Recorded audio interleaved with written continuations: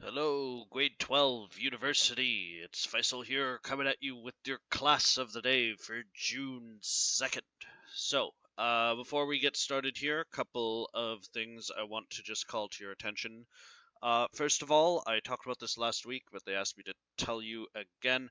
Summer school registration is going on right now, right? There's a link if you go to the website, right? It's from May 27th. I posted it then, but I'll remind you all again, right? There's a link to what courses they have planned for summer school, right? Which is most likely going to be until most likely going to be online, right? Just like this, except you'll only be taking one course and it'll be over the course of 3 weeks, right? If you haven't already, go ahead and register for summer school if you need it. Also, today I posted this message about, or yesterday I should say, I posted this message about the fall semester, right? Which hopefully, if our numbers in the province keep going down, will be in person and be an actual school rather than whatever this is. That's starting. They're starting registration for fall right now, right? So I guess they're starting bright and early. So you've got your course offerings there, and guidance appointments and everything like that, right? Make sure you take a look at that if you are planning on taking more courses, right? I know this is for you, so some of you might just be finished after this, but well, if you haven't, then this is going to be your chance. But let's get down to the business of today, which is talking about intro paragraphs. By the way, thank you to those of you who have sent me outlines already, right? I've seen some pretty good outlines. If you haven't sent me an outline already, then please feel free to go ahead and do that. I'll respond as soon as I can. But outlines are very helpful to take a look at, right, before you go on to this step. But once your outline is done, right, and you've got the whole business like I do here of, your thesis, your main ideas, all of that, then what you want to do is move on to, well, writing the actual essay. So, those of you who've taken a class with me before will have heard this before, but it bears repetition. It's still important because you need to have this stuff down. So, an intro paragraph has three things that you need. The first is your hook sentence, which is introducing the topic you have chosen. The second is your background sentences, which are going to tell the reader a little bit more about your topic. And the third is your thesis statement. So, let me go through what these things are, right? I've already written an example here. So, I'm still doing the same question I was doing yesterday, right? What was Kara's real objective when she jumped into the water? Was this a result of her immaturity or was it something else? Okay, so same question as before. So, my hook sentence introduces the topic that I have chosen. So, my hook over there in the yellow. Even highly intelligent children are still children, is my hook sentence. I highlighted this wrong. Hold on. So let's try this again. Okay, so even highly intelligent children are still children. So that's my hook sentence, right? It's meant to just introduce the topic that I am going to be speaking to, right? So the hook sentence should not be your thesis, right? It should not, just have your thesis statement right there. It should just introduce the topic that you have chosen. The way I like to put it for students is, hang on, where is it? Here it is. Yes, is when I see your hook sentence, right? I should be able to tell, just based on what you are writing there, which of the questions you have picked, right? So if you are doing something about the mother, right? You're doing question number one. Then your hook sentence should be something like, motherhood is the most important something something, right? Or if you're doing something about Neil and the happiness thing, right? You could say, happiness is the most something something, right? So it should basically tell me which question you've picked so that I can understand what question you have selected, right? And just introduce the topic to me. Now, some students like to use a quotation for their uh, hook sentence, maybe, quote Shakespeare, quote the Bible, quote some poet or something like that. You can do that if you want. It is what we would call a little bit cliche to do that, but you certainly can if you so wish, right? That's part of your own style. But the hook sentence, again, is supposed to just be your answer to the question. So, by the way, a hook sentence is one sentence, right? You can't have two hook sentences. You can only have one. So, the hook sentence is one sentence, and then after that, you've got background sentences, right? And by the way, I'm gonna post this, right, because I know it's helpful to look at it carefully. So, here's my background sentences. In the short story Gravel, written by Alice Munro, Caro is the older sister in a family that is torn apart when the mother leaves her father to go live with a hippie in the forest. In the course of a day, Caro is forced to leave her comfortable house and finds herself living in a trailer in the middle of the woods with her mother's new lover, Neil. Unable to adjust to the situation, Caro tries a series of stunts and gabbets to get out of the situation, and ultimately drowned herself in the process. While the narrator is unable to figure out why her sister jumped in the water, the true reason is abundantly clear. So, over there, what I am doing is two things, right? I'm telling which story I am writing about, Gravel and Alice Munro and all of that. So I'm introducing that topic to the reader, right? But I'm also giving a very, very quick summary of the information that the reader needs to know in order to understand my essay, right? So the way I like to explain it to students is, you know, the background sentences should make it so that your essay is comprehensible to anyone, right? So if I were to, forward your essay to another teacher, right, even if they haven't read Gravel, they should be able to get a sense of what you're talking about, right? So the background sentences are just that. You're supposed to give a little bit of background uh, in the story, right? I have here 3 to 4 sentences.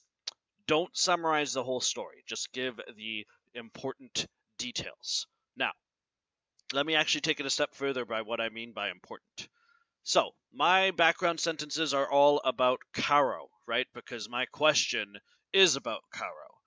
If you are doing the question about, Banquo's ghost, then you've got to tell me a little bit about Shakespeare and Banquo and all that. If you're doing the question about the mother, right, then your background sentences are going to be all about the mother. Or if you're doing the question about Neil's philosophy, then you're going to talk a little bit about Neil, right? So which question you do is 100% dependent on which background sentence uh, or which question you have selected. Okay, I hope that makes sense. Then the last sentence of the first paragraph is your thesis, right? And if you're doing things the way I tell you to do them, it should be easy because you already have a thesis in your outline, right? Don't just copy and paste it, right? Because you want to make sure that it fits with the paragraph, right? So you'll notice in my outline, I had the thesis as Caro hated the fact that her mother had ripped her from her comfortable home in order to live with a vagrant like Neil, which led her to create progressively more dangerous stunts in order to get her mother to address the situation, right? That's my thesis in the outline, but when I actually write it here, I make it so that it just makes sense with the paragraph, right? Caro jumped in the water because she hated the fact, right? And then the rest is the same. So you want to make sure the thesis fits the paragraph, but that's where the thesis should go, right? And I can't emphasize this enough, right? For this course and most likely up until the second year of university, when you start to write super long 3,000-word essays, your thesis statement is the last sentence of your first paragraph, right? That's where it should go. That's where it lives, right? So if you put your thesis in, the second paragraph, or if you put it in the middle, then it's not in the right place, right? And that's a problem.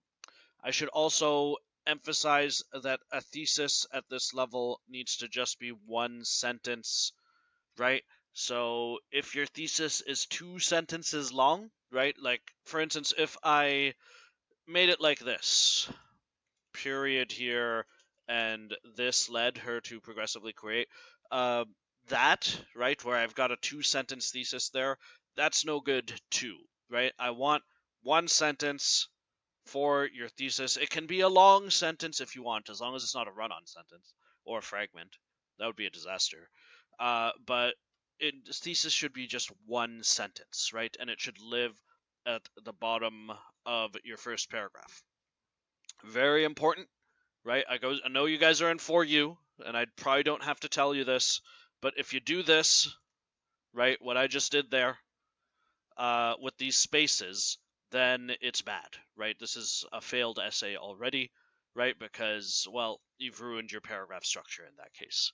All right, so hook, background, thesis, those are the 3 things you need in order to have an introduction paragraph, right? And if everything's in the right place, then it should be a piece of cake.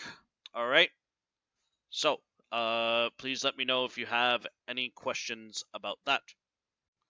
So once you're finished with your intro paragraph, you're actually on what I would call easy street, because you're on the body paragraphs now. And if you did what I said and you have an outline, then guess what? You already have done your thinking, so it's just a matter of writing paragraphs. And you all know how to write paragraphs, right? Topic sentence, supporting sentences, and a conclusion.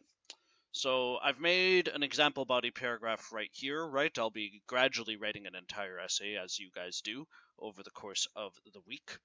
But what you've got here is a topic sentence that connects to the main idea, connects to the thesis, right? It's the main idea of this paragraph, right? And again, you should have done it already through your outline, right? So if you have an outline, you've already got your paragraph all set to go. So I've written a paragraph here. I'm not going to read the whole thing aloud on your video, because you guys can read it yourself. But here we go. Caro hates the trailer with a burning passion. Oh, again, I highlighted it incorrectly. Right, so that's my topic sentence. It connects to the thesis, right, because it's all about how she hated what the mother did, right? So it connects to the thesis, which is very important. And then I go through some examples here, right? Her old house was quite comfortable, and she slept in a comfortable bed. While her father was a traveling insurance salesman and thus rarely was around, he still was giving the family money and keeping them comfortable, with each child having their own room. In contrast, the trailer that their mother brings them to is a dump. Both kids live in one room with cots, and the children are surviving on tin soup. The fact that Carol misses her old life is illustrated by the fact that she is always urging her younger sister to forget about their old home. To not forget about their old home, sorry. So, I'm doing 2 things there. I'm using examples from the book, right? I'm talking about the old house versus the new house, right? I'm talking about what Carol would say to her younger sibling about the old house and everything like that. But I'm also trying to be analytical here, right?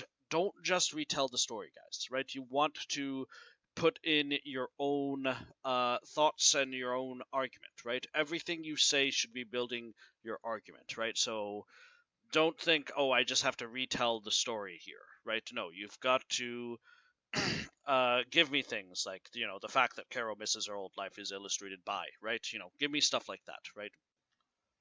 Let me try to make this clear with just this next part here.